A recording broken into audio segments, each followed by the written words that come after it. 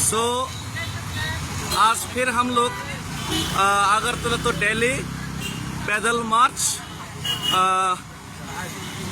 हम लोग कोकराझार से आज अगले डेस्टिनेशन की ओर निकल पड़ा और आज मैं बहुत खुश हूँ क्योंकि हमारा मार्च में फिर से हमारा साथ शामिल होने आया हमारा त्रिपुरा का हमारा big brother and sir and मेरा गुरु never sir x tribal welfare and forest minister of Tripura and हमारा TWF का प्रेसिडेंट मोनिहार दीदी और भी हमारा गीता मैडम और हमारा जो TWF लोग शिवानी दीदी और सब लोग और पीछे पीछे हमारा आ रहे हमारा विधायक साहेब और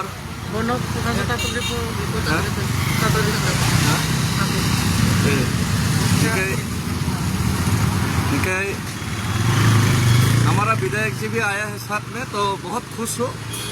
तो आगे हम लोग थोड़ा 2-3 कदम चलने के बाद बहुत ही एक इम्पोर्टेंट आदमी से भी हम लोग मिलेंगे आगे।